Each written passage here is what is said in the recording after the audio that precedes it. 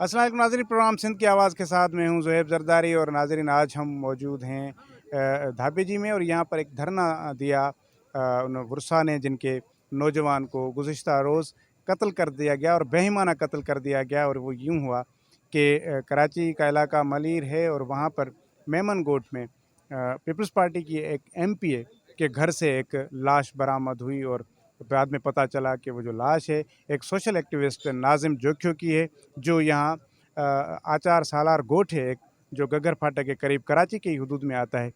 वहाँ से उसको घर से बुलाया गया और एमपीए ने अपने उसको घर पे बुलाकर वहाँ तशद्दुद का निशाना बनाया। पूरी रात वो वहाँ उधर मौजूद रहा, पूरी रात उस पर तशद्दुद हुआ और सुबह वो वहाँ पर उसका इंतकाल हो गया। तो ये मामला क्यों आया पेश, वो उसका पस मंज़र कुछ यूँ है कि कुछ रोज़ कबल एक अरब जो शिकारी है, जो शहज़ादे हैं यहाँ पर, जो मुख्तलिफ़ इलाकों में शिकार के लिए आते हैं, वो यहाँ पर कारो जबल का एक इलाका है ठट्टे ज़िले का, वहाँ पर वो शिकार करने के लिए आया था। तो उसने रास्ता बंद किया हुआ था। तो ये नौजवान नाजिम जोखियो वहाँ से गुज़र रहा था और उसने उनको कहा कि आपने एक तो रास्ता बंद कर रखा है और दूसरा ये कि आप वहाँ से आकर, किसी और मुल्क से आकर आप हमारे यहाँ परिंदों का शिकार करते हैं, तो इसीलिए आप जो है वो ये ना करें। तो उस पर उनके वहाँ झड़प भी हुई और फिर उनसे मुँहमारी भी हुई, जिसकी बिना पर वो एक लाइव वीडियो सोशल मीडिया पर सर्कुलेट हुई, जिस पर गम व गुस्से का इजहार किया गया उन सरदारों की जानिब से, उन वडेरों की जानिब से। तो उनको पैगाम भिजवा कर उनको अपने पास बुलाया गया और उनसे कहा गया कि वो माफ़ी मांगे उन अरब शहज़ादों से, और वो जो वीडियो उन्होंने लाइव चलाई है उसको वो डिलीट कर, अगर ऐसा नहीं करेगा तो फिर उसको संगीन नतायज भुगतने होंगे। तो उसके बाद फिर कुछ लोग आए उस नौजवान के घर पर, उनको कहा गया कि आपको सरदार साहब ने बुलाया है, आप वहाँ आएँ। और वो जब सरदार साहब के घर पर गए, उनके जाम हाउस जो मेमन गोट के करीब एक बंगलो है वहाँ पर गए, तो वहाँ पर उन पर मुबैना तौर पर तशद्दुद किया गया और उनको कत्ल कर दिया गया। और उसकी एफआईआर मेमन गोट थाने पर दर्ज की जा चुकी है। तो उसके बाद से लेकर वुरसा ने एक धरना भी दिया यहाँ पर और कई घंटों तक नेशनल हाईवे को ब्लॉक किया। यहाँ पर पीपल्स पार्टी के भी आला क़यादत, यहाँ पर जो है सूबाई क़यादत, वो भी आई।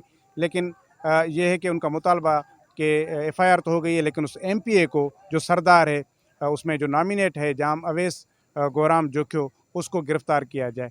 तो आज का प्रोग्राम हमारा इसी पर है, क्योंकि इस इशू ने पूरे सिंध में एक आग सी भड़का दी है। पूरा सिंध इस हवाले से गम और गुस्से का शिकार है कि कोई बाहर के लोग आते हैं यहाँ शिकार के लिए, लेकिन मकामी लोगों को उन्हीं की वजह से मार दिया जाता है। तो आज का प्रोग्राम हमारा नाजिम जोखियो के कत्ल केस पर। इसका गाड़ी का नंबर है, ये गाड़ी का नंबर है, ये हमारे से बदमाशी कर रहे हैं।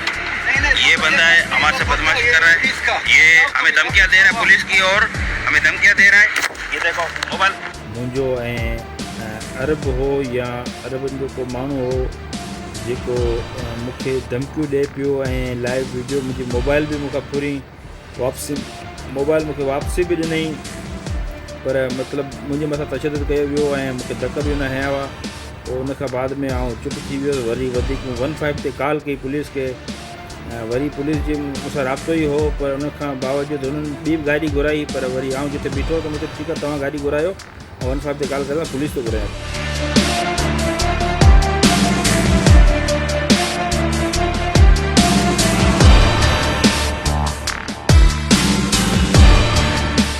जी, इस वक्त हम नेशनल हाईवे पर मौजूद हैं और यहाँ पर मकतूल नाजिम जोखियो के जो वुरसा हैं उन्होंने धरना दिए हुआ है। और इस वक्त हमारे साथ अफजल जोखियो मौजूद हैं, जो उस मकतूल नौजवान के भाई हैं, पीपल्स पार्टी के यहाँ से एक्स डिस्ट्रिक्ट काउंसलर भी हैं और ये जो एफआईआर दर्ज हुई है उसमें मुद्दई भी हैं। तो उनसे पूछते हैं कि ये वक़्वा कब पेश आया और कैसे पेश आया।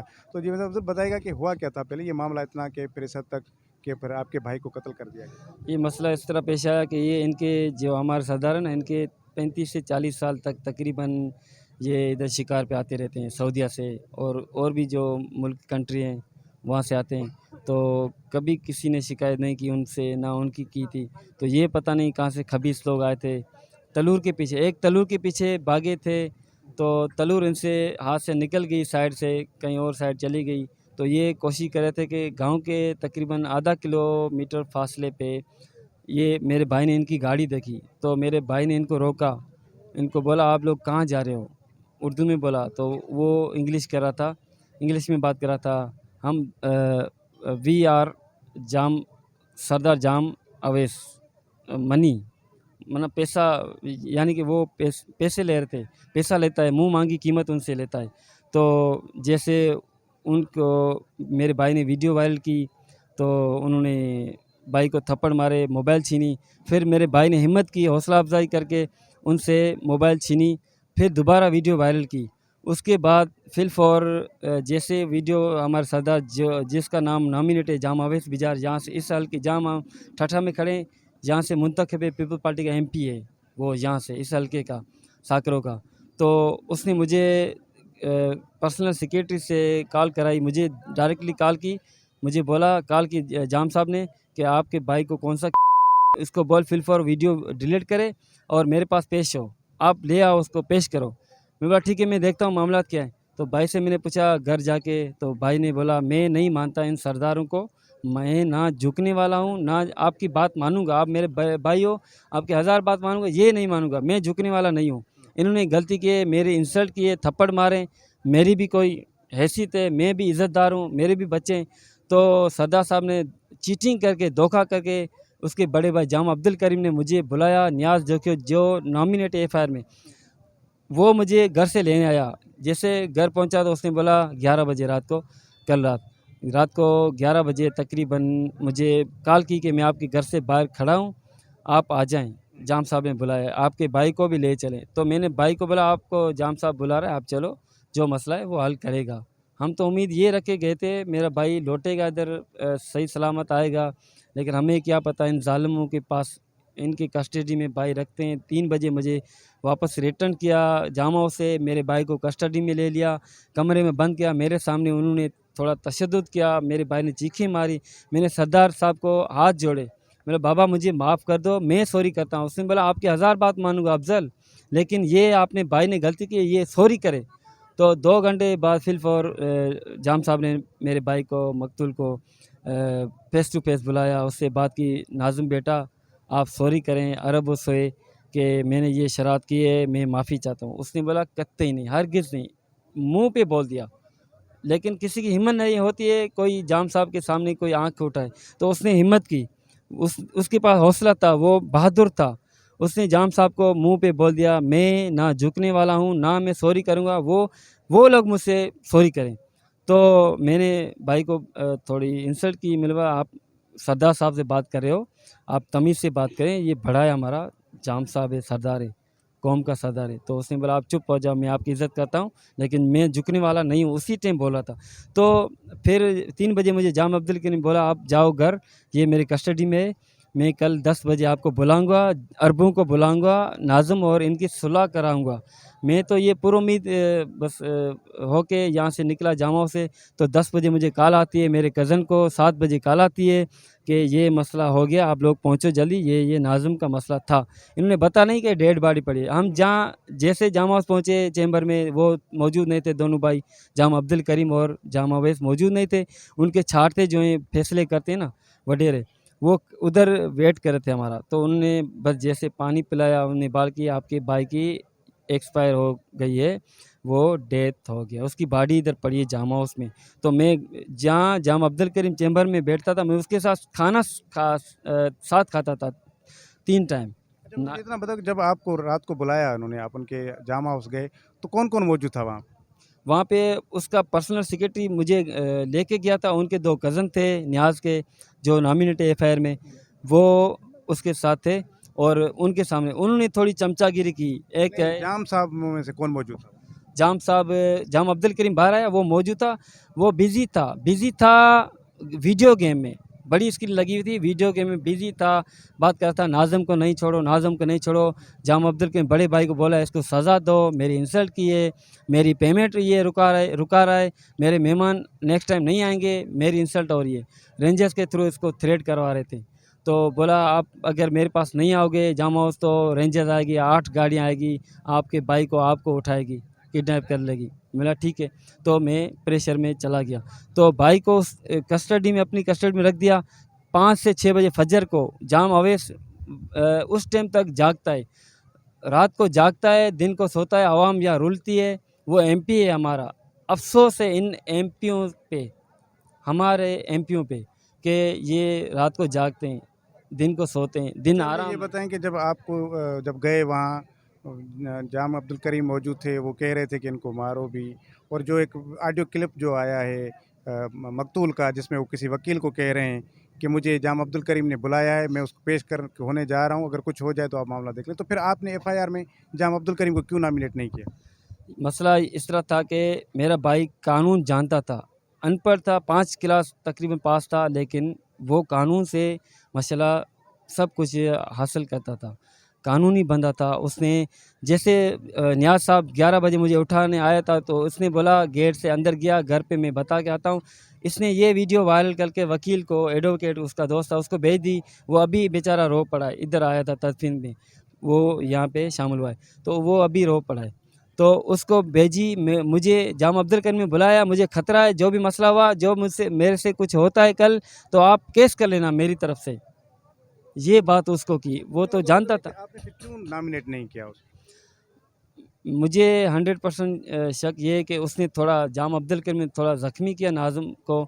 और कत्ल जो किया है ना, जाम अवैस बिजार खान MPA और नियाज़ सालार, उसके 2 गार्ड, उन्होंने कत्ल किया है। अच्छा, एक और नॉमिनेट चीज़ जो है। ये चीज़ ये कि पुलिस पर आपको कितना एतमाद है? ये वही पुलिस वाले हैं जो इन्हीं के लगाए हुए हैं यहाँ पर। तो आपको एतमाद है कि पुलिस आपका केस जो है वो सही उसमें हैंडल करेगी उसकी, या आपको लगता है कि पुलिस कहीं फिर वो उन वडेरों या सरदारों की साइड ना ले ले? पुलिस ने रात को FIR कटाई, मेरे अच्छे दोस्त थे, वो मेरे साथ थे, उनके प्रेशराइज पे FIR कटी है। और एक ख़ास स्पेशली बंदा था, मुझे कॉल की, बेटा ये FIR मैंने फलां बंदा को बोल दिए, FIR होगी, आप मुतमिन रहे। FIR हुई। फिर FIR का मकसद क्या है? पुलिस सोई हुई है, FIR जब हुआ तो बंदे गिरफ्तार करो, या वो ताकतवर है, या पुलिस उनकी सियासतगिरी पे चल रही है, चमचागिरी करी है उनकी पीपल्स पार्टी की, या कोई। मैं खुद पीपल्स पार्टी का था, जाला था वर्कर, लेकिन मुझे अफसोस है बिलाल भुट्टो जरदारी साहब पे, उसने एक अल्फाज भी मेरे भाई कत्ल हुआ है, उसके नहीं निकाले ना नोटिस। ये थोड़ा मैसेज आया था कि वज़ीर आला ने कुछ, CM सिंध ने नोटिस लिया है, मैं उसका शुक्रगुज़ार हूँ। लेकिन और भी मैं उससे अपील करता हूँ, ये जो मसला आ रहा है, एहतजाज कर रहे हैं हम, बंदे गिरफ्तार कर लिए जाएँ, मैं इनका शुक्रगुज़ार हूँगा, हमसे इंसाफ़ किया जाए। अच्छा, ये था कि आपका जो झगड़ा या जो मसला जो था नाज़िम का, वो उस अरब शिकारी के ही उस मामले पर हुआ। तो आपने वो ज़िक्र तो ख़ैर एफआईआर में थोड़ा बहुत है कि वो अरब शिकारी के साथ थोड़ी मुँहमारी हुई और फिर वो हुआ अपना क्या कहते हैं कि वीडियो बनी थी। तो एफआईआर में उसको अरब जो शिकारी है, जो वजह है इस नाज़िम के कत्ल की, उनको नॉमिनेट नहीं किया गया, ना आपकी तरफ से ना पुलिस। उनको हम जानते नहीं थे, वो गैर थे ना, आउट ऑफ कंट्री थे, हम जानते नहीं थे, ना उनके नाम थे हमारे पास। तो जिन्होंने हम मेरे सामने बस वही कत्ल किया है, बॉडी मिली है, डेड बॉडी, तो इन्होंने कत्ल किया था, जिनने हमें प्रेशराइज़ किया, यही कातिल है हमारे। तो अभी भी आपका रात से कल से 2-3 धरने इस वक्त तक लग चुके हैं, अभी भी एक धरना है। तो ये धरनों का सिलसिला कब तक आप जारी रखेंगे? और दूसरी ये चीज़ कि ये चीज़ हमेशा होता है, क्योंकि आगे चलकर हमने देखा है कि फिर ये सरदार और ये वो सरदार जो हुकूमत में बैठा हो, तो फिर ज़ाहिर है बंदा थक जाता है ना वो केस के अंदर भाग-भाग के। तो कहीं ऐसा नहीं कि आगे चलकर फिर आपको मजबूर किया जाए, या अभी कोई राब्ता किया जा रहा हो कि यार कंप्रोमाइज़ करो, आप बड़े हैं, उनसे हो गया होगा, लेकिन आप कंप्रोमाइज़ करो, इस तरह का कोई दबाव है आप पर? दबाव हमारे पास इंशाल्लाह आएगा, तब हम डट के खड़े हैं, यही हालात रहेंगे इंशाल्लाह। मेरे साथ आवाम पूरी खड़ी है, जो भी मेरे दोस्त हैं, और शुक्रगुज़ार हूँ मैं इंतहाई मीडिया वालों का, जिन्होंने कल रात से मेरा सपोर्ट किया है, और कल शाम से मेरी दोपहर से सपोर्ट किए। मैं इनका इंतहाई शुक्रगुज़ार हूँ। इनकी वजह, आप जैसे दोस्तों की वजह से ये मेरे भाई का कुछ FIR कटी है, आपकी प्रेशराइज़ पे, मीडिया के थ्रू। तो मैं इनका शुक्रगुज़ार हूँ, और मैं ये बस जानता हूँ कि पुलिस इनके साथ फेवर में, उनके फेवर में वो सपोर्ट थोड़ी कुछ कम कर रही है। बिल्कुल FIR तो हो गई है, मजबूरन कटा ही गई है, लेकिन पुलिस पॉलिटिक्स कर रही है, पॉलिटिक्स हो गई है एक साइड पे। तो हमारे साथ सूबाई वज़ीर सिंध साजिद जोखियो साहब मौजूद हैं और यहाँ धरने में आए हैं, बुरसा से उन्होंने मुलाकात की है। साहिब साहब, क्या बातचीत हुई है आपकी इन बुरसा के साथ? ये मामला इतना कि पीपल्स पार्टी के ही नौजवान को कत्ल किया गया और इल्ज़ाम पीपल्स पार्टी के MPA पर है। देखें, बात यहाँ पीपल्स पार्टी की नहीं है, यहाँ बात है कि दो लोगों की आपस में लड़ाई। अब बात यह है कि सुबह मुझे CM साहब ने बुलाया था इसी मसले पर, और CM साहब को पूरा मैंने ब्रीफ किया। सुबह हालांकि मैं जनाजे में पहुंच नहीं सका, मेरे बेटे आए थे, और क्योंकि हमारे रिश्तेदार हैं, हमारा रिलेशन है, हमारा खून है, तो ज़ाहिर बात है तकलीफ़ जो मुझे होगी किसी और को तो नहीं होगी, मेरे अपने हैं। तो मैं आया हूँ यहाँ पर इन दोस्तों के साथ, जो भी इनके मुतालबात हैं उनके साथ ज़्यादती हुई है, एक नौजवान लड़का शहीद हुआ है, तो उनके लिए हम यहाँ पर आए हैं। और यकीनन हमें उस सारी चीज़ों पर सीएम साहब हैं, हमारी क़यादत है, वो कॉन्शियस है। सीएम साहब ने कहा कि जितने भी एक्यूज़ हैं उनको गिरफ़्तार किया जाए। उसमें 2-3 तो गिरफ़्तार हुए हैं, बाकी ये मुतालबा कर रहे हैं जो हमारे यहाँ के एमपी हैं गुलाम खान, उसका। तो यकीनन उससे गवर्नमेंट से लिखे छुपे तो कोई नहीं हो सकता, भले वो एमपी हो, एमएलए हो, मिनिस्टर हो, कानून से बालातर कोई नहीं है।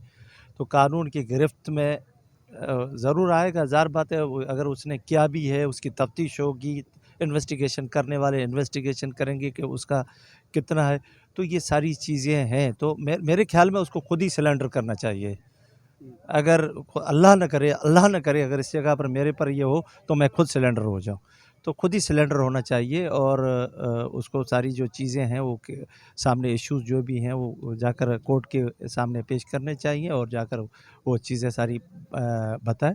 तो इनके साथ एक ज़्यादती हुई है और नौजवान लड़का है एक, जिसके 3-4 बच्चे हैं। तो मैं समझता हूँ उस वजह से मैं आया हूँ। मेरे हल्के के अलावा हमारे रिश्तेदार हैं हमारे, तो उनकी वजह से मैं आया हूँ। जब ये धरना देकर वहाँ से सीएम हाउस ये आया तो धरना देकर बैठे हुए थे, मैं भी बैठ गया। अब बैठे हुए हैं, जब आए एसएसपी आए या डीएसपी आ रहे हैं, साइन कह रहे हैं, एसी साहब कह रहे हैं, वो उनको एतमाद में ले और उसके बाद रोड खोल देंगे। अच्छा, आपकी बात हुई है एसपी से या पुलिस, मलिर पुलिस से कि क्यों गिरफ्तारी नहीं हो पा रही एमपीए की? देखिए, वो तो अभी रात को एफआईआर हुई है, ठीक है? उसके साथ उन्होंने 3 लोग अरेस्ट किए हैं। उसके बाद यकीनन पुलिस तो लगी होगी, जब सीएम साहब का भी और सबका वो प्रेशर है, तो यकीनन वो गिरफ्तार तो होगा। आजकल तो मैं समझता हूँ कि दौर ऐसा है कि वो तो किसी न किसी तरीके से वो कहीं न कहीं जाकर वो पकड़ाई में तो ट्रेस हो जाएगा, तो वो कर लेंगे इंशाल्लाह।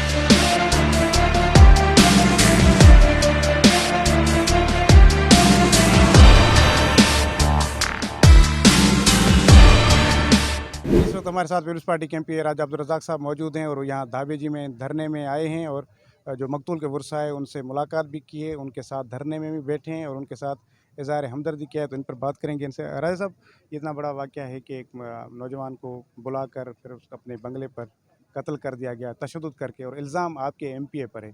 तो पीपल्स पार्टी इस मामले पर कहाँ स्टैंड कर रही है? देखिए, ये इसमें कोई दो राय है नहीं।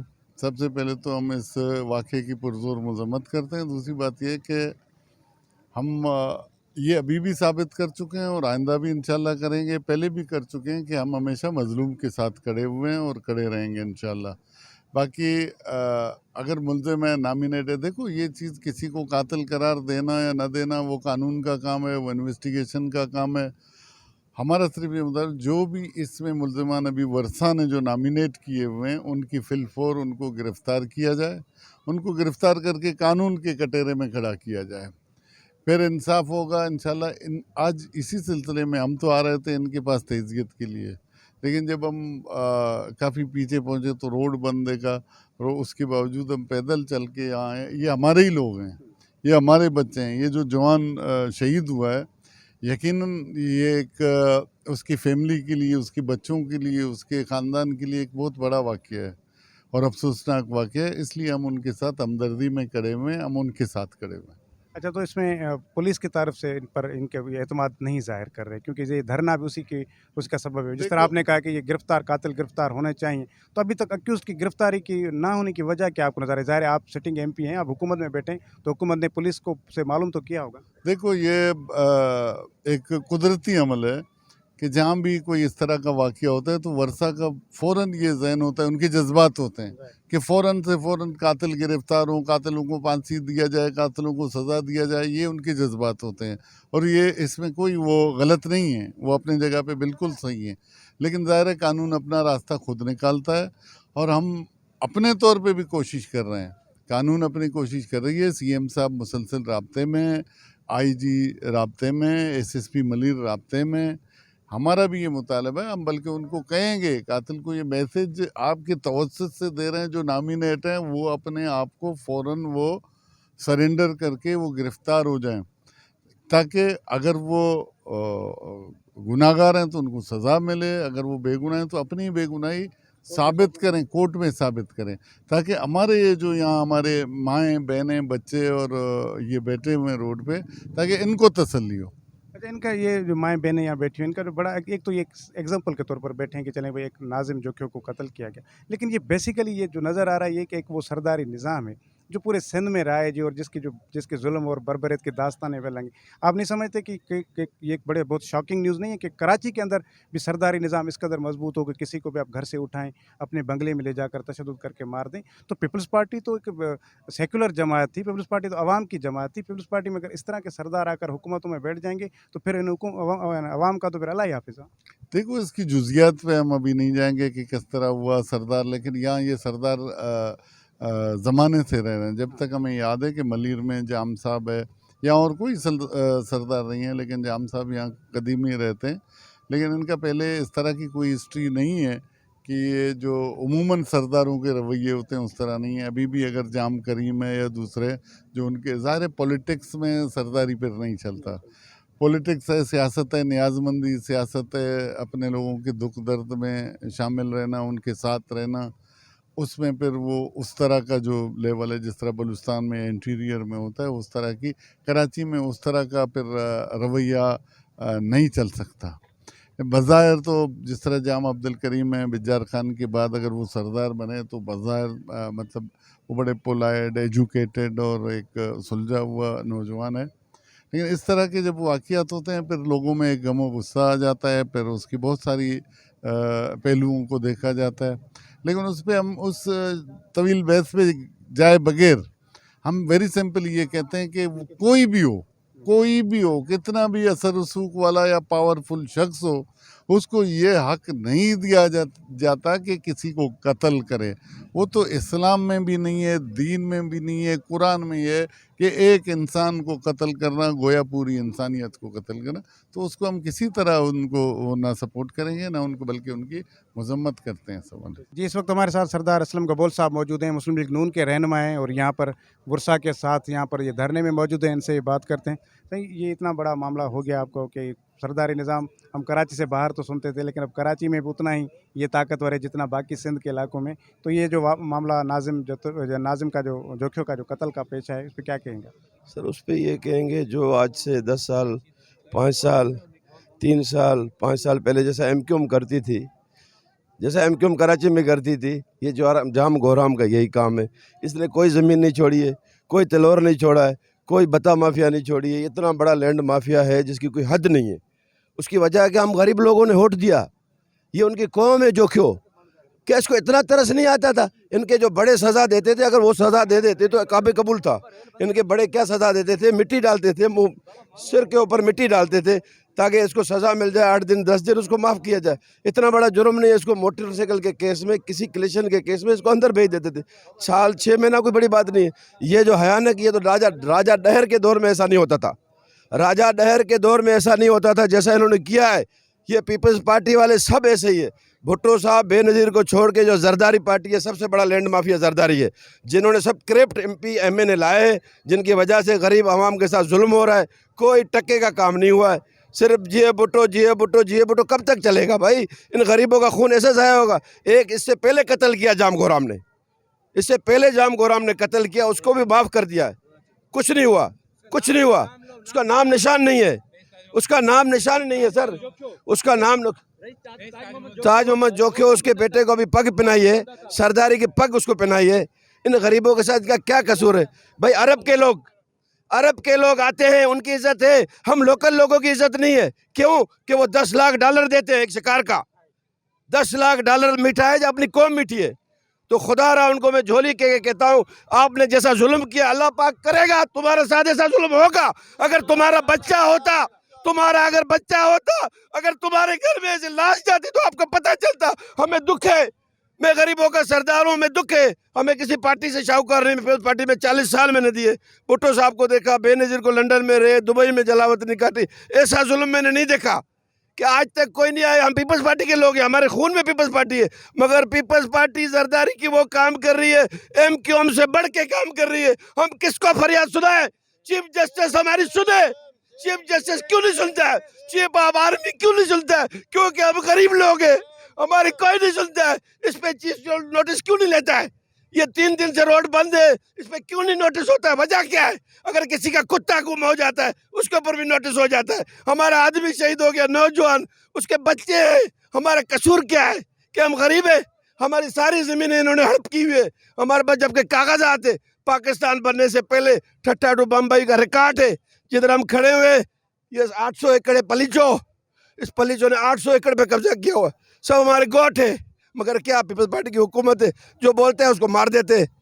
और मेरे को पता है मेरी मौत है, मगर मैं पीछे नहीं हटूंगा। मैं हक सच करूंगा, खुदा के लिए, कुरान के लिए जो बात कर रहा हूँ इसमें कोई हेरा फेरी नहीं है। खुदा जानता है, साकरे जिलों में 1 रुपया नहीं लगाया। ये कारे जबल पे जाके बैठ जाता है, रात को सारा रात शराब पीता है, जिना करता है और लोगों से मिलता नहीं है। ये कैसा MP है? मैंने हम लोगों के कौन सुनेगा? अल्लाह सुनेगा, चीफ जस्टिस सुनेगा, चीफ ऑफ आर्मी सुनेगा। ये वजीर आजम तो बुज़दिल है, इसकी चलती नहीं है। अगर चलती हो तो एक्शन लेना। जाम को हम दुबई चले गया है, ये बोलते हैं इधर इधर, इन्होंने खुद भगाया है। ये जो पुलिस है, ये सबसे बड़ी लैंड माफिया पुलिस है। पुलिस इनकी है, पुलिस इनकी है। बना देते FIR से क्या होता है? गिरफ्तार करो ना, गिरफ्तार करो तो हम माने वाकई में पुलिस है। पुलिस उन्होंने लगाई है, SHO उनका, SP उनका, हमारी कोई नहीं सुनता है। अल्लाह सुनेगा और ये औरतों की, माओं की, बहनों की फरियाद सुनेगा, इंशाअल्लाह सुनेगा। जी, हमारे साथ इस वक्त पीपल्स पार्टी के MP सलीम बलोच साहब मौजूद हैं और ये यहाँ पर धरने में शरीक हुए हैं, आए हैं और इज़हार हमदर्दी किया है इन्होंने वर्षा के साथ। इनके साथ सूबाई वज़ीर साजिद जोकियो साहब और राजा रज़ाक साहब MP हैं, वो भी इनके हमरा हैं। तो ये सलीम बलोच साहब से बात करते हैं। सलीम बलोच साहब, इतना बड़ा वाक़या कि वो मलीर ज़िले में एक आपके ही पार्टी के रहनुमा हैं, MNA MP हैं, उन पर इल्ज़ाम है कि उन्होंने इस बंदे को, नाज़िम को, अपने बंगले पर बुलाया और फिर तशद्दुद करके मार दिया उसको। बिस्मिल्लाहिर्रहमानिर्रहीम। सबसे पहले तो हम इस वाक़े की पुरज़ोर अल्फाज में मज़म्मत करते हैं और हम समझते हैं कि ये काबिल मज़म्मत वाक़या है। और देखो, इस पे रात से CM साहब भी ऑन बोर्ड हैं, IG साहब भी ऑन बोर्ड हैं और लवाहिकीन की मर्ज़ी के मुताबिक FIR दाखिल हो चुकी है। जिन जिन को वो मुल्ज़िम समझते हैं उनकी नाम उन्होंने FIR में नॉमिनेट किए हैं और पुलिस की कार्रवाई जारी है और इंशाअल्लाह ताला वो गिरफ़्तार भी होंगे। हम यहाँ पे, मैं हूँ, मेरे साथ राजा अब्दुल रज़ाक हैं, MP है, साजिद जोकियो साहब हैं।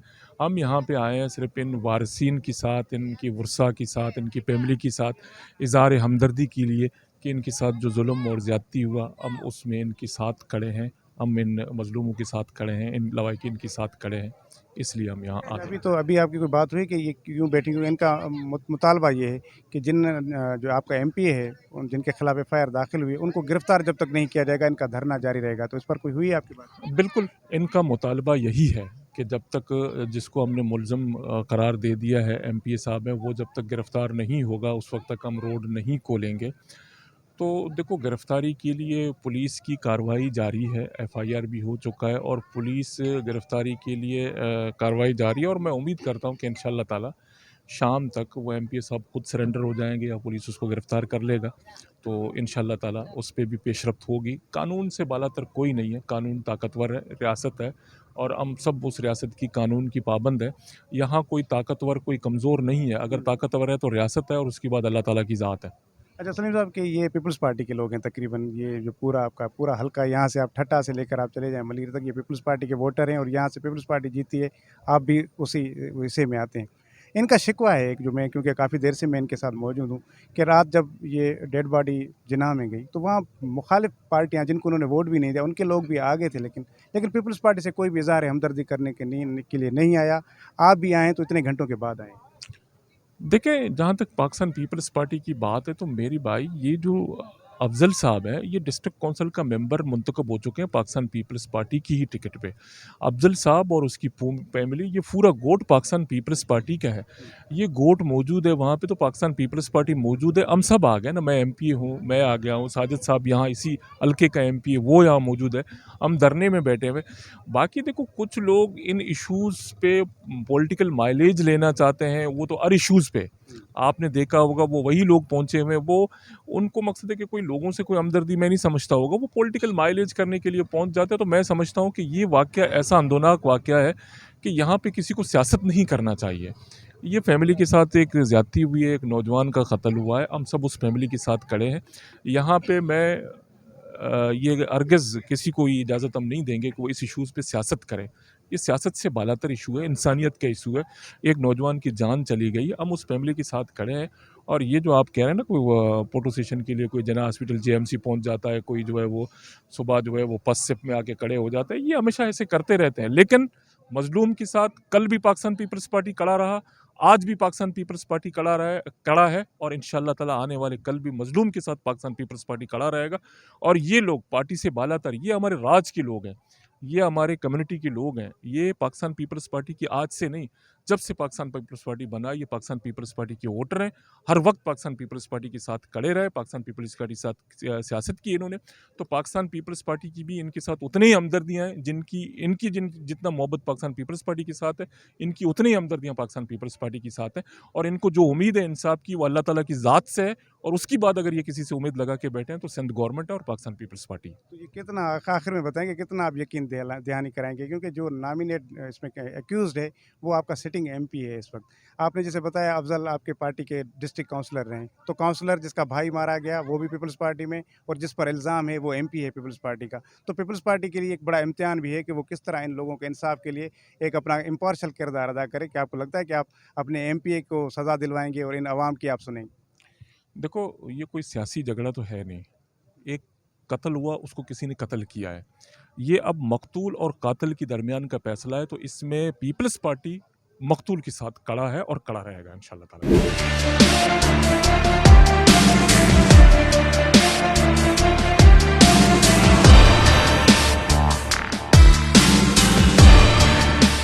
इस वक्त हमारे साथ सिंध यूनाइटेड पार्टी के मरकज़ी रहनुमा सैयद जैन साहब मौजूद हैं। यहाँ आए हैं, धरने में शिरकत की, इन्होंने इनसे गुफ्तगू करते हैं। शाह साहब, ये एक बहुत बड़ा वाक़या कि जिसने मतलब अजीब किस्म का एक तासुर सिंध के अंदर पैदा कर दिया है कि कराची भी अब सरदारी निज़ाम के तहत चलने लगा है कि आप किसी को भी उठाएं और अपने घर पर जाकर तशद्दुद करके मार दें। तो अब आप सोचें कि सरदारी निज़ाम अब इस हद तक मजबूत होता जा रहा है। सरदारी निज़ाम इतना मजबूत नहीं है, लेकिन ये हुकूमत के जो है उनकी सपोर्ट है जिसकी वजह से ज़्यादा मजबूत हो जा रहा है। सरदारी निज़ाम लोगों को सहूलतें और उनके बरादरी मसाइल ख़त्म करता है, लेकिन कराची और थानबुला खान और इस इलाके में खुसूसन जो सरदारी निज़ाम है, उधर ये जो फॉरेनर्स आते हैं यूएई और सऊदी अरब और दूसरे अरब जब शिकार करने आते हैं, ये सरदारों की सीज़न है कमाने की, और इसमें वो सरदार नहीं होते, 3-4 महीने वो दलाल होते हैं जो इनके शिकार को फैसिलिटेट करते हैं।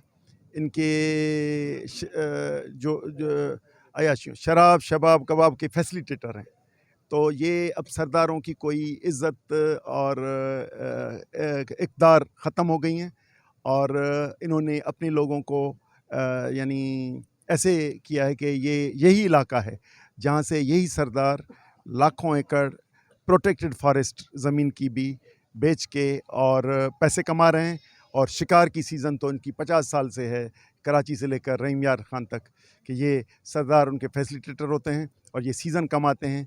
फिर इससे जाके ये हुकूमत इलेक्शंस में आते हैं, और इलेक्शंस में आके फिर हुकूमत में होते हैं, फिर हुकूमत के ज़रिए फिर वो पैसा कमाते हैं। और इसमें ये जो वाक़या है, इसमें मैं समझता हूँ कि पाकिस्तान पीपल्स पार्टी की हुक्मरानी है, उनकी प्रोटेक्शन है, हुकूमत उनको तहफ़्फ़ुज़ दे रही है सरदारों को। वरना ये इस वक्त तक कल से वाक़या हुआ है जो बिल्कुल ज़ाहिर भी हो चुका है कि कैसे हुआ है, और उसकी मीडिया पे भी चीज़ें आई हैं, लेकिन अहम लोगों को पकड़ा नहीं जा रहा। हमारा ये मुतालबा है कि ये जो भी एफआईआर में नामज़द हैं वो गिरफ़्तार किए जाएं, ईमानदार अफसर कोई उस पे उसकी इन्वेस्टिगेशन करे और उसके बाद आगे चलेगा काम। वरना इन गरीबों को तो ये आके कुछ कोई आसपास के दूसरे सरदार इनको मुतमिन करके और कहेंगे कि बस कुछ ना कुछ होगा, इंसाफ होगा, बहुत यानी झूठे वादे करेंगे। तो हम समझते हैं कि वादे करने की वक्त नहीं है, अमल का वक्त है, और अमल ये है कि ये गिरफ़्तार हों।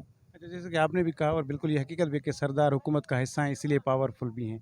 तो इस केस में आप क्या समझते हैं कि इनको इंसाफ मिलेगा? क्योंकि वो एक जो अक्यूज़्ड है, मेन अक्यूज़्ड है, वो सिटिंग एमपीए है इस वक़्त हुकूमत का। तो आप समझते हैं कि अगर अगर इंसाफ नहीं होता, तो फिर जो बाकी हमारी जो सिविल सोसाइटी है या जो बाकी हमारी जो सियासी लीडरशिप है, उन पर कितनी ज़िम्मेदारी होगी कि वो इस केस को टेस्ट केस लेकर खड़े हों, ताकि ये सरदारी निज़ाम का भी खात्मा हो? सर वो निज़ाम चले या वो अलग रहे, ये इंसाफ की बात है। देखें ऐसा वाक़या मेहड़ में भी हुआ था, लेकिन वो अक्यूज़्ड हैं, एमपीए ना हो, भले वज़ीर आला हो या सदर हो, अगर कत्ल में मुलविस है, 302 के एफआईआर में है, तो ही शुड बी अरेस्टेड। तो मैं समझता हूँ कि एमपीए होना कोई बड़ी बात नहीं है।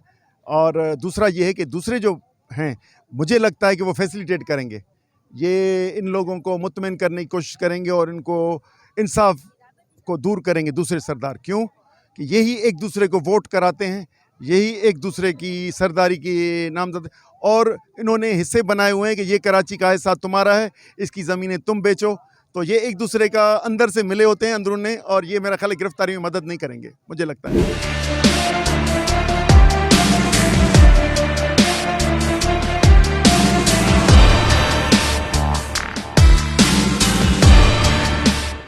जी, इस वक्त हमारे साथ अवामी तहरीक के रहनुमा अमर मक्सी साहब मौजूद हैं। इनसे इसी वाक़े पर बातचीत करते हैं। बताइएगा कि इतना बड़ा मामला, कि मतलब ये कि कराची है, ये कोई और कोई ऐसा कोई इलाका नहीं है कि जहाँ वो इलाका गैर हो, लेकिन कराची के अंदर एक सरदार की जानिब से अपनी ही कम्युनिटी के एक बंदे को यहाँ से घर से उठाकर बंगले के अंदर तशद्दुद करके मार दिया गया। सर ये तस्वीर हमने देखी थी और ख़बर सुनी, बहुत अफसोस हुआ है, क्योंकि नाज़िम बेसिकली एक सोशल और समाजी लड़का था। उसका काम ही यही था कि वो लोगों की खिदमत करने के लिए, तो उसने एक बहुत अच्छा काम किया कि ये मेहमान नवाज़ हमारे यहाँ जो भी आते हैं, परिंदा हो या जानवर हो या कोई भी इंसान हो, मेहमान होता है। इस तरह जो उनको ये चीज़ बर्दाश्त नहीं हुई कि आप जो है यहाँ आकर शिकार करें, तो उन्होंने मना किया। तो ये हम मज़म्मत करते हैं, सरदार साहब ने जो ये काम किया है, मैं समझता हूँ इस जदीद दौर में और कराची जैसे शहर में ये तो बहुत ही ज़्यादा ख़तरनाक है, बहुत ही ज़्यादा मज़म्मत जितनी भी की जाए कम है कि इस तरह एक बेगुनाह को जो है कत्ल किया जाए। और सिर्फ़ इस हवाले से कि वो एमपी हैं, एमएनए हैं, गवर्नमेंट उनकी जेब में पड़ी हुई है, तो इस हवाले से उन्होंने ये किया है। इसकी तो जितनी मज़म्मत की जाए कम है, और इस पर एफआईआर काटी जाए, एफआईआर में इनको भी नामित किया जाए, और एफआईआर में हमारा तो यही मुतालबा है कि एफआईआर में जो अरब हैं, जो जिन्होंने इस पे पहले तशद्दुद किया है, उनका भी नाम शामिल होना चाहिए। अक्सर हमने देखा है कि एफआईआर जो होते हैं वो बराए नाम होते हैं, और वो मुलज़िम को बाआसानी उसमें जो है वो बरी हो जाता है। तो उसमें इसी तरह जैसे मुर्ज़ा भुट्टो का कत्ल हुआ, इसी तरह इस जो एफआईआर इन्होंने काटा है, ये जैसे इनके लवाकी ने भी बोला है कि ये मुलज़िम को, जो मुजरिम है, उसको फ़ायदा दिया जा रहा है। तो जो एफआईआर है उसमें इनके जो लवाकिन हैं उनकी मर्ज़ी शामिल होनी चाहिए, जो ये कटाना चाह रहे हैं उस तरह एफआईआर काटना चाहिए। तो इसकी हम मज़म्मत करते हैं। इस तरह जिन्होंने ये वाक़या किया, जितनी मज़म्मत की जाए कम है। और मैं समझता हूँ कि नाज़िम के जो घरवाले हैं वो बहुत बहादुर हैं। उन्होंने जिस तरह के जो इन्होंने एहतजाज किया है वो एक तारीख़ी है, क्योंकि माई जंदू और हुमा अरबाब की जो मिसाल है वो इनके सामने है। बड़े-बड़े कर्नल जो थे वो उनको भी फांसी आ गई है। तो मैं समझता हूँ कि अगर ये हम सब इनके साथ हैं, हमारी हमदर्दियाँ हमारे हर हाल में हम इनकी मदद करेंगे, हम इनके साथ हैं। और जिस तरह इन्होंने जो ये किया है, जद्दोजहद की है, मैं समझता हूँ इनके घरवालों को भी सलाम होने चाहिए कि इन्होंने एक बड़े सरदार के ख़िलाफ़ उठकर बात की है। वरना जो यहाँ पर मैं देख रहा हूँ कि काफ़ी ऐसे लोग हैं जो बात करने के लिए तैयार नहीं होते हैं, लेकिन इनके लवाकिन ने जिस तरह जद्दोजहद की है, मैं समझता एक तारीख़ ही है। तो जब तक इंसाफ नहीं हो तो ये जद्दोजहद जारी रहना चाहिए, चाहे सरदार हो, कोई भी हो, कानून से बालातर कोई भी नहीं होना चाहिए। खुद पीपल्स पार्टी को भी इस चीज़ पे नोटिस लेना चाहिए कि आप जो जमहूरियत की बात करते हो, आप बड़ी-बड़ी बातें, लेकिन आपके सफ़ों में जो बड़े-बड़े कातिल बैठे हुए हैं, जो सरदार हैं, वो जो बड़े-बड़े कातिल बैठे हुए हैं, उन कातिलों को भी सज़ा होना चाहिए। तो पता तो चले कि जमहूरियत है, ये लोग तो आपके वोटर हैं, ये आपको वोट देते हैं, इसीलिए देते हैं कि आप इस तरह बेगुनाह लोग जो हैं वो आपके झंडे तले आकर लोगों को कत्ल करें और बाज़ात तौर पर वो बरी भी हो जाएँ। तो हम इसकी मज़म्मत करते हैं, हम इसके लवाकिन के साथ हैं, हर जद्दोजहद में इंशाअल्लाह हम इनके साथ रहेंगे। जी, इस वक्त हम आचार सालार गोठ में मौजूद हैं और ये जो उनका घर है जहाँ पर जो नाजिम जो कि जिसको कत्ल किया गया है। और हमारे साथ एडवोकेट मज़हर जुनेजो साहब मौजूद हैं। जब नाजिम को बुलाया गया और बुलावा आया कि उनको सरदार साहब ने बुलाया है, तो सरदार साहब के पास जाने से पहले उन्होंने एक व्हाट्सएप पे वॉइस नोट वकील साहब को भेजा और जिसमें उन्होंने इंकशाफ किया कि उनको वहाँ बुलाया जा रहा है और शायद हो सकता है कि वो वापस ना आए, और अगर कुछ ऐसा हो जाए तो फिर आगे के मामलात ये वकील साहब देखेंगे। तो इसी मौजू पे बात करेंगे। वकील साहब बताइएगा कि क्या मामला था? आपको क्या पहले भी इल्म था कि कोई मसला इस पे चल रहा है, या आपको भी उसी वक्त पता चला जब आपके पास ये वॉइस नोट आया? नहीं, जब से ये वाक़या हुआ था जो अरब के साथ, तो उसी टाइम मैं लाड़काना से आ रहा था कराची की तरफ। तो नाज़िम ने मुझे कॉल की थी, उसी टाइम मैं कोच में था। उन्होंने मुझे बताया, क्योंकि वो मेरा दोस्त था, 1 साल से उनसे मेरा राब्ता रहता था और केसेस के हिसाब से भी मैं उनका वकील रह चुका हूँ बहुत सारे केसेस में। तो उन्होंने उसको पता भी था, एतमाद भी था, एक भाइयों की तरह हमारा एक रिश्ता था। मैं यहाँ पे भी आता था, रहता था दावत वगैरह पे या मिलने के लिए। फिर उन्होंने मुझे कॉल की कि मदर भाई वो एक मसला हो गया है अरब शहज़ादों से, और मैंने वीडियो कॉल किए और मैंने 15 को भी इत्तला दिए। तो मैंने सोचा कि आपको बताता चलूँ, क्योंकि लाज़मी अरब है किसी की मार्फत आते हैं और इनके ऊपर जो हाथ होता है आने का या परमिशन लेने, तो लाज़मी ये सरदार ही जो होते हैं अंदरूनी सदर में ये सरदार जो है चांडियो, हाँ सरदार चांडियो की मेज़बानी होती है, और यहाँ पे जाम अब्दुल करीम और इनकी मेज़बानी होती है। तो उन्होंने कहा कि मैंने सोचा कि आपको इत्तला कर दूँ, और उसी टाइम उनको खदशा था कि ऐसा ना हो कि मैं यहाँ से उठाकर लेकर चला जाऊँ। तो मैंने कहा सही है, मैंने वीडियो देख ली। फिर मैंने कहा कि डर रहे हो क्या? कहेंगे नहीं मदर भाई, डर नहीं रहा, सिर्फ आपको इन्फॉर्मेशन कर रहा हूँ। मैंने कहा मुझे इन्फॉर्मेशन मिल गई है और चलो ठीक है, कोई मसला नहीं है, अगर कोई मसला हो तो फिर बताना। फिर शाम को इन्होंने फ़ोन की कि मदर भाई वो उसी टाइम तो वो भी चले गए, पुलिस नहीं आई और मैं भी चला आया हूँ वापस। फिर इन्होंने राब्ता किया, मदर भाई मुझे धमकियाँ मिल रही है और सरदार साहब की जानिब से, उनके बंदों की जानिब से, तो जो वीडियो रखी है उसको डिलीट करो। तो फिर मैंने कहा कि यार मसला ये है कि मुझे वो प्रोग्राम्स वगैरह नहीं आते मोबाइल के, तो जो आपने वीडियो चलाई है वो तो लाइव चलाई थी इन्होंने। तो मैंने कहा कि या किसी दोस्त से रब्ता करो या तो उसके स्क्रीनशॉट निकालो और हाँ वो वीडियो कॉल करके फिर वो मुझे सेंड कर दो। फिर मैंने ही इनको कहा कि एक वॉइस मैसेज जो ये रिकॉर्ड करो इस तरह और सोशल मीडिया पे चलाओ और वो मुझे सेंड करो। फिर उन्होंने वॉइस मैसेज ये चलाया, मुझे सेंड किया, सोशल मीडिया पे रखा। जैसे ही इन्होंने रखा वो ज़्यादा आग बबूले हो गए। फिर इनको कहा कि भाई आप जो है ये डिलीट करो। फिर यहाँ पे इनके पास आया तो रात को 10 बजे भी व्हाट्सएप पे मेरी बातचीत हुई। तो उन्होंने कहा कि मदर भाई मसला बढ़ गया है, तो आप कानूनी वे से हिसाब से आप मुझे क्या करना चाहिए। मैंने कहा चलो अगर एक सोशल मीडिया पे आ गई ये बात, अगर सरदार साहब कह रहे हैं तो आप ये डिलीट कर दो तो बेहतर है, अगर कोई मसला हुआ तो फिर मैं कानूनी तरह बैठा हुआ। फिर उन्होंने मुझे कहा मदर भाई अगर मैं अगर उठाया जाए मुझे या अगवा किया जाए या कुछ, तो आप क्या कर सकते हैं? मैंने कहा आप मैसेज छोड़ देना, मैं सुबह रेड करवा दूंगा और मुझे पता होगा आपकी लोकेशन का। तो इसी हिसाब से मैं ही मुद्दई बनकर कहीं ना कहीं से मैं आपको बरामद करवा लूँगा।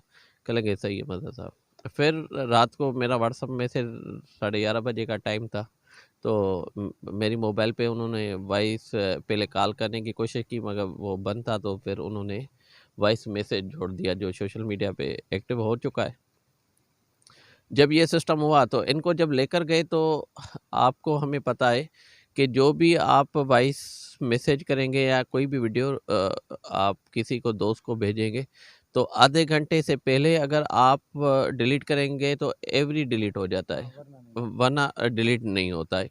क्योंकि लाजमी 11:35 या 11:40 से ये यहाँ से 50 साल गौर से अपने भाई और से के साथ मूव किए उन्होंने, तो वहाँ तक पहुँचने में इनको तकरीबन आधा घंटे से पहले जो है टाइम हो चुका था और तशद्दुद के साथ उनकी मोबाइल भी ली गई थी और उनको भी पता था। उन्होंने जब मेरा नाम देखा उनको भी पता था कि पुलिस ने रिकवर किया था, चीपा और पुलिस ने, लवाकिन के को पता ही नहीं था। वहाँ से लेकर ये थाने पर पहुँचे। थाने के बाद जो है जब एहतजाजी मुजाहरा हुआ तो फिर वो उन्होंने मूव की लाश को जो है जना हॉस्पिटल। अब मसला ये था कि जो हमारे सोशल मीडिया पे चीपा एम्बुलेंस जो भी उसको इत्तला मिलती है तो वो ऑलरेडी जो है अपने व्हाट्सएप ग्रुप में हमारे ऐड हैं, तो उन पर वो डेटा रखते हैं, मैसेज डालते हैं कि फ़लानी इत्तला मिली हमने वहाँ से तो उसमें जो लोकेशन है वो क्लियर जाम हाउस लिखा हुआ है और C27 जो है मैसेज जो है उनको पहुँचा था, जो भी बाद में इन्होंने अपने रिसोर्स लगा के डिलीट करवाए तमाम ग्रुप्स में, मगर उनकी हमने स्क्रीनशॉट ले ली थी। उसके बाद पोस्टमार्टम का सिलसिला आया, फिर भी उसमें रंडक डाली गई बहुत सारी। फिर हमारा पीटीआई का जो है अलीम आदिल शेख साहब उनसे रब्ता हुआ और दूसरे दोस्त थे पीटीआई वाले, तो फिर उसके बाद जो है उनका पोस्टमार्टम किया गया और फिर लाश जो है उनके मामू ने हैंड ओवर की थी और भाई अफजल ने।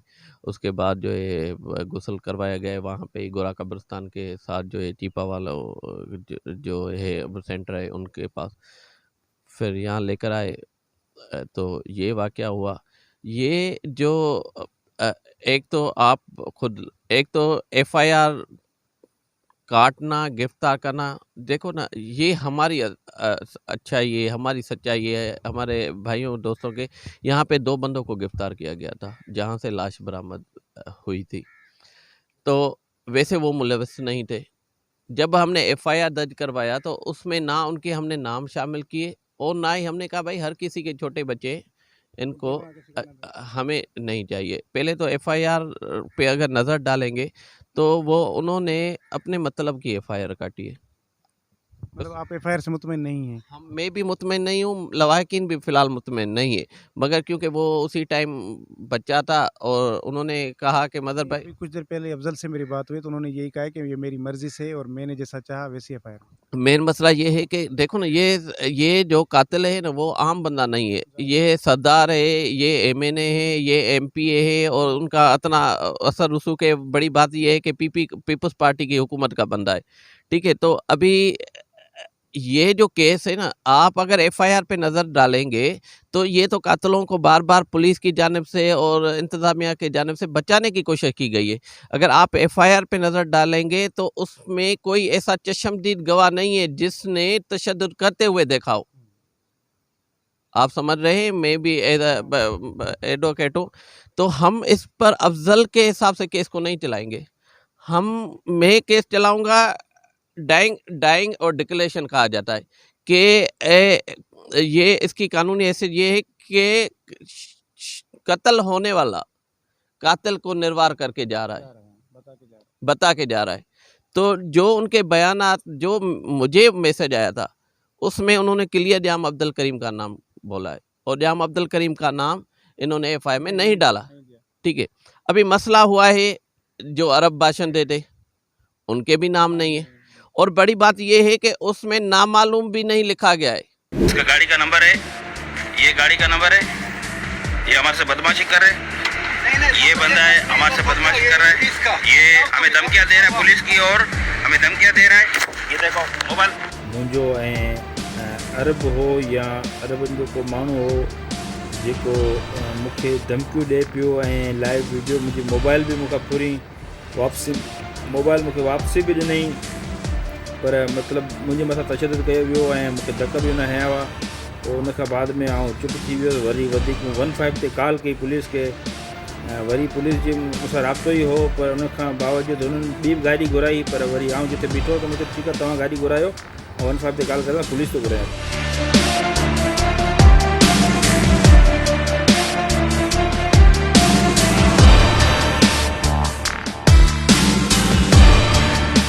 जी नाज़रीन, आज का प्रोग्राम आपने देखा और ये इस प्रोग्राम का जो मकसद था वो ये था कि ये वाक़या जो नाज़िम जोखियों के कत्ल का है इसका पस मंज़र हम आपके सामने पेश कर सकें और जो उनके वर्सा क्या कह रहे हैं, उनके क्या इल्ज़ाम आते हैं, हुकूमती साइड पर हुकूमत क्या कह रही है, जो पीपल्स पार्टी के मुंतखब नुमाइंदगान हैं उनका क्या मौक़िफ़ है।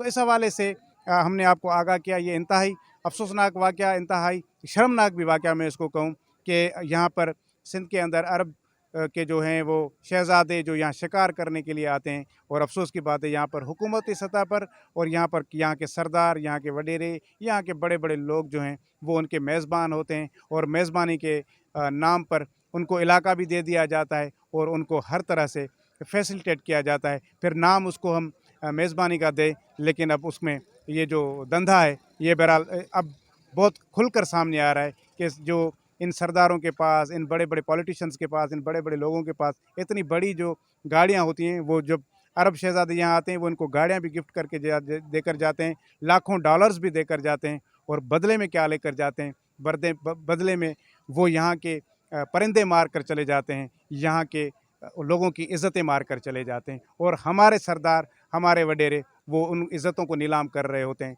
चंद गाड़ियों के एवज़, चंद नोटों के एवज़। और बड़ी बात जो ये सिर्फ सिंध की मामलात नहीं है, पंजाब में और बाकी भी मुख्तलिफ सूबों में जहाँ ये बैरून मुल्क से आए हुए शिकारी ये जो शिकार करने आते हैं, ये सिर्फ हरन का शिकार करने नहीं आते, ये सिर्फ परिंदे का शिकार नहीं करने आते, बल्कि ये हमारी माँओं बहनों के बेटियों की इज़्ज़तों का शिकार करने आते हैं। और वही इज़्ज़तों का शिकार उनको बनाता यहाँ का सरदार है, उनको इज़्ज़त की अपनी ही इज़्ज़त को नीलाम करता है, वो यहाँ का वडेरा करता है, यहाँ का खान करता है, यहाँ का चौधरी करता है, यहाँ का सरदार करता है। और यहाँ का MNA MPA सेनेटर सब इस धंधे में। और अब पता लग रहा है कि इनके रातों रात करोड़पति होने का राज क्या है, और राज यही है कि वो अपनी इज़्ज़तें बेचते हैं और वो अपनी सरज़मीन यहाँ पर बेचते हैं। तो मैं समझता हूँ कि इस हवाले से हुकूमत को अपनी पॉलिसी तब्दील करनी चाहिए कि वो इस तरह। और सिंध में मैं आपको बताऊँ कि सिंध में साइबेरिया के जो परिंदे हैं वो अक्सर इन सर्दियों की मौसम जब शुरू हो रहा होता है तो वहाँ पर ये आते हैं, क्योंकि वहाँ पर बहुत ज़्यादा सर्दी होती है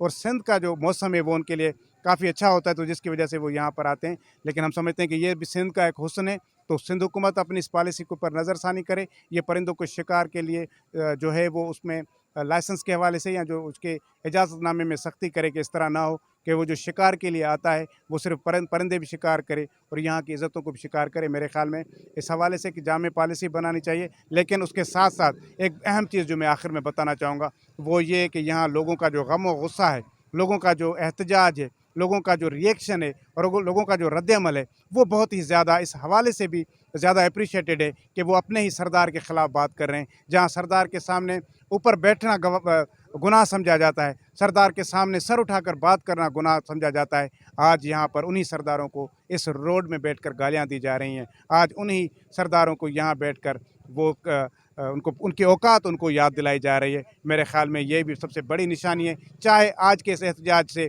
आज के इस अमल से सरदारी निज़ाम ख़त्म ना हो, लेकिन उसमें एक मज़ीद दरार ज़रूर पड़ी है। और मैं पुरुमीद हूँ कि आइंदा आने वाले दिनों में ये कौम, ये सरज़मीन, ये मुल्क इन सरदारों, इन दादागिरों, इन बदमाशों, इन दलालों की गिरफ्त से आज़ाद होगा। अल्लाह हाफ़िज़।